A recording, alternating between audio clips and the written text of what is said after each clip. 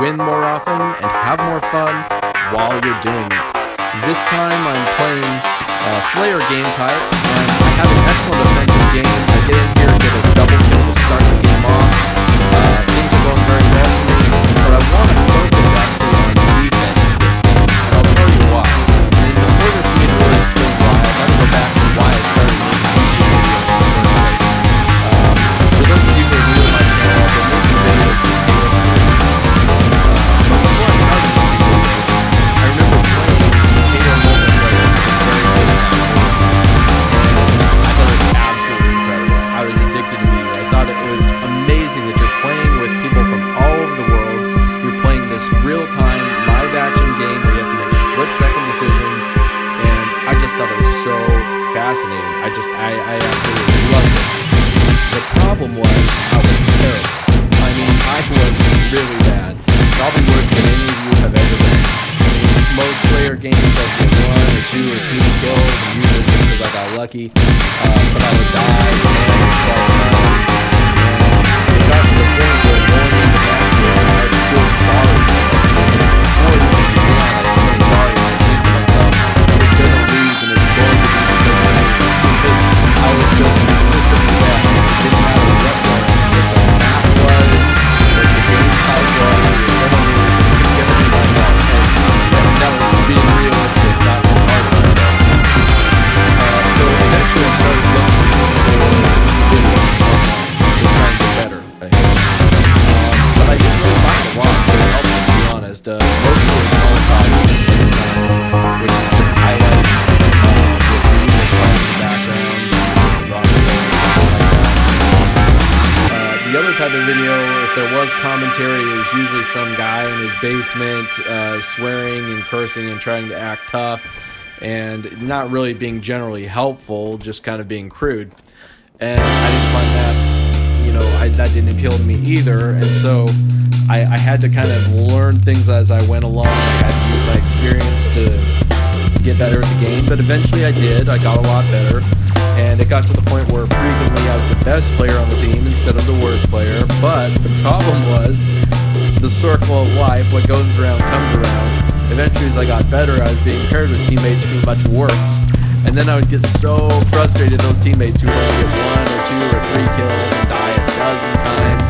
Because no matter how good you play, you can't overcome multiple teammates going, minus 10 or worse in a gameplay. I mean, it's so difficult to overcome no matter how well you play.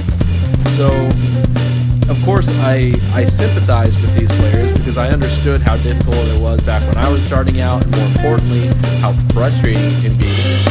So I decided to start making videos, and so I started making my YouTube videos, and it caught on, and people began to watch, and even if it was only a few people watching the videos, I thought that's just a few extra teammates that I'm going to have one day that aren't going to play terrible.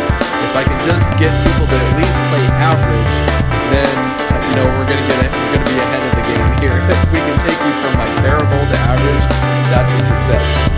So I started making videos, and I realized that offense is really easy to see. You can watch my gameplay here, see some great offensive plays. You can watch a lot of other players who are much better offensively than I am, and you can see what they're doing and try to do it.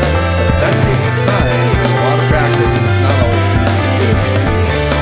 So if you see that your kill death ratio is not satisfactory, because it's below a 1, below whatever number you want it to be, you might find that it's going to be easier to improve your defense to reduce the number of deaths that you have rather than increase the number of kills that you have. So let's just say, for example, you tend to average 3 kills and 10 deaths every game. Well, it's going to take you a lot of practice to get better than those 3 kills, but with very little effort, you can reduce those deaths down to 5 or less. And then once you find that you're dying less often, you may find that you have more opportunities to score kills. So I want to talk about defense this video because it's something that you can work on right away.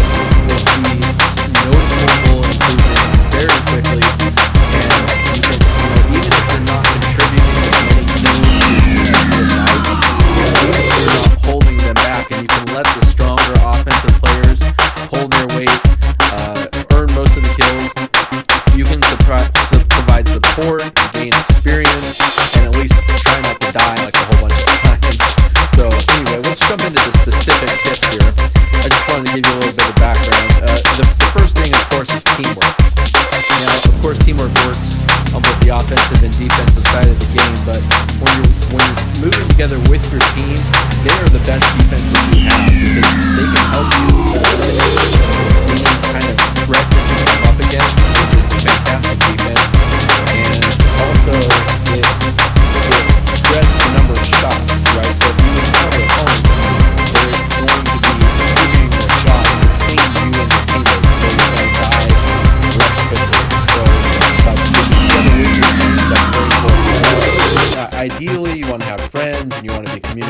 headset. But if you're just with random people, no headsets, you can still stick together with teammates. Follow them around. If they die, go find somebody else. Don't just go out there lone wolf, because that is going to get you killed. And on the same token, if you see 3 red X's on the screen, that means your whole team is dead. That means find a safe place, keep it tight for 5 seconds. Okay, especially if you're not a pro player, you don't need to be taking out your entire team in a situation where your team just about got exterminated. Okay, so if you see your whole team wiped out, just fall back, give it 5 seconds for them to respawn. You can wait for 5 seconds and let them come back in the game, follow them around, stick together, work together. So those are some teammate tips you can use right off the bat.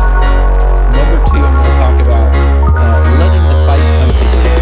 Okay, just like in life, in Halo, you don't need to go looking for trouble. Trouble will find you, I promise. Most of the maps here on Halo 5 are pretty small, smaller than many of the maps in previous games. Not too small, I think they're just the right size, but what I'm trying to say is they're not too big.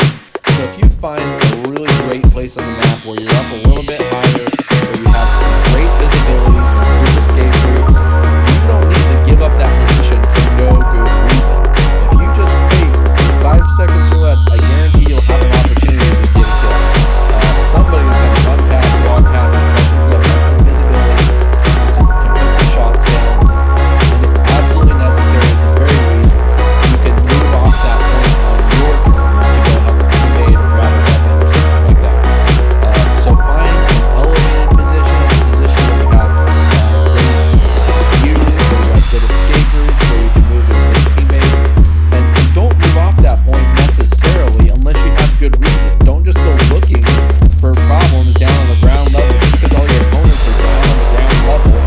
They're probably just trying to escape a bad situation.